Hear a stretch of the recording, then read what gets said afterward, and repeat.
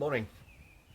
What I'm going to do is just walk over some of the changes I'm making to the bike, talk about why I'm making the changes, what I've had to do to make some of the changes. I haven't taken you along in some of the build process.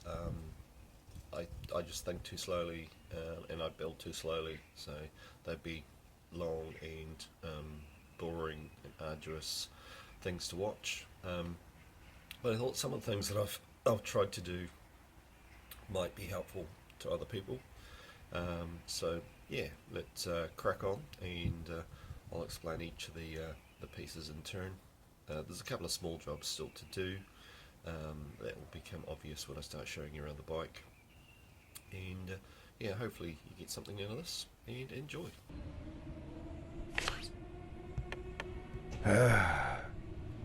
Jazz on the hi-fi. Yeah, threw my hat into the ring. I've done all the dumb things. Well, I thought that I just had to sing. I've done all the dumb things.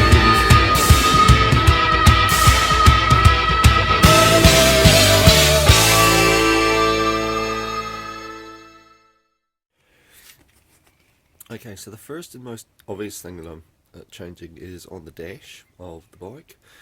I don't like a lot of stuff on the handlebar section. I like my handlebars to be reasonably clean and uncluttered. I also don't like using, there's a number of tank mounts, and I actually have two mounting points here and here on the bars where I could mount GPS and cameras and things. I don't like using those. I actually like to see my speedo tachometer and the bike's computer unimpeded. I've had cameras and GPS mounted on this position before, and while it does work, I find it a bit of an annoyance. I have quite big hands, and as a result I tend to knock things. So the idea was to follow a lot of other enduro bikes and actually build a purpose frame that sits above the clocks, allowing me to mount things. So that's what I've done here. The bar that's on at the moment is simply a mock-up. I'll have this taken off at some point and I'll make something a lot aesthetically nicer to look at. But essentially I've just used some aluminium bar that you would use to separate flooring, and I've chopped and bolted that into a reasonably low U shape, and that gives me a bar above the clocks and then a couple of side points on either side below the bar for which I can mount things. On this right hand side I've put power, USB power that allows me to power both the GPS that I've got up there and the camera point. I have another camera point down here which I'm not sure that I'll use since I'm taking the bike for a run. I've found that it's actually a bit too close to the bars here when you're turning. The important thing about mounting this sort of gear is not destroying the fairing of the bike. So I've used two bars which disappear, if you can see there, into the body of the bike, and are actually mounted onto a steel frame rather than onto any of the plastic fairings. That not only means that if I get annoyed with it and take it off and put the two panels back that I'm missing from here, the bike will look original. One thing I've got to test with this bar is vibration. It's actually It's 2.5, 3 mil steel that I've used here. That's strapping that you would use to hold two pieces of timber together in building. But even so, it's still quite flexible, and as you can see, I can jiggle this around quite a lot. So time will tell whether or not I have to put a third mounting point somewhere, or whether or not this bar is just a stupid idea and I'll have to take it off and rethink this whole concept. But as you can see, I'm sitting on the bike now. It gives me quite a lot of action going on in front of me without anything being impeded. The other thing I like about this is a car GPS, a Garmin, that I had lying in a drawer, and I've just recycled for this purpose. So I've just taken off the stupid beanbag that I had and simply bolted that straight to my bar. And I've got this massive windscreen on the bike, so it's reasonably weatherproofed. The only thing that I'm expecting to happen is glare, but I believe I can either build or buy a cowling that goes around the edge. The next and most obvious change to this bike is the front upper fairing panels. If I can get those in a different light, you'll see that they're black here and they're Yamaha blue here. And the reason for that is that I've ended up having to purchase second-hand replacements, which aren't perfect, by the way. There's a couple of small plastic welding jobs. I've had to do one here, and on the other side, I'll show you this. This is the old panel.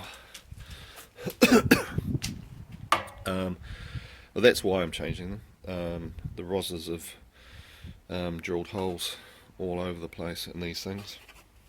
The two panels that I brought were taken off other bikes for a reason. These little mounting fittings were missing from one of them, so on my original panel I've had to grind off the mounting points and then plastic weld them back on.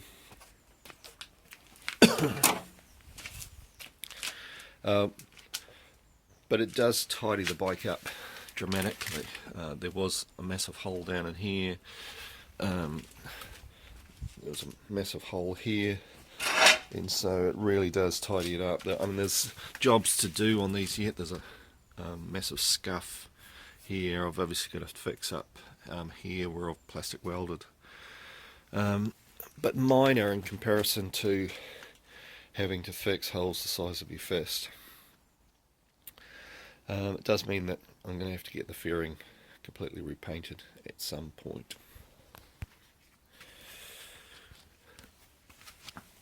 The next change I've made is installing a power management module, or power distribution module, PDM.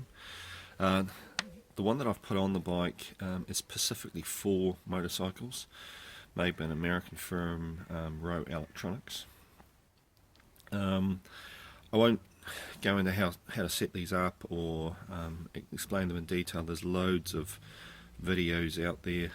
I'll put probably a decent one in the description below about what these things do and how to program them. In very short summary, they're essentially a programmable digital fuse box, which means you don't have to have fuses for auxiliary pieces. So the extra power points that I'm putting on the bike and heated grips, and if I go forward with heated seat or heated clothing, can all be powered from this thing. And as you can see, this is in the toolbox area of the bike. If I put my hand down in there, it's a tiny little thing, takes up nearly no space. Can really make a nice neat job in your bike and still not lose a lot of space. I've then off that, put the I've got a power socket here, and in relation to the seats, if I put the seats back on,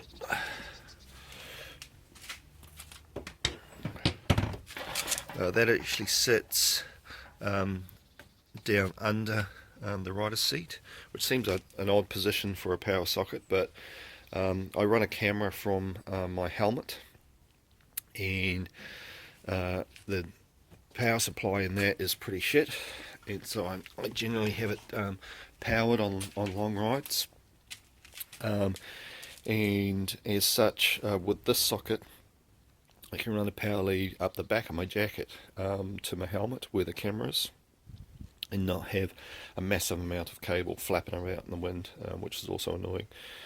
Because it's double socket, it also means that if I have a pillion, they can power devices that they may be wearing, or if they need to charge a phone or something like that in their pocket, they can do that.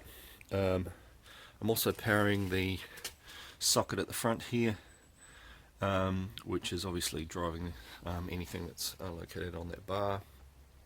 And then down in the glove box, which you can't see from here, I have another power socket, which is just another one of these. So I have 3 power sockets on the bike, without chewing up any of the wiring on the bike, the lights or anything like that, and overloading it with an extra drawer. The other key element to this that I've done is you can see this big hefty cable here and another big hefty cable here. I'll lift the seat height. So basically what I've done there is I've put an earth bar and a hot terminal to the back of the bike.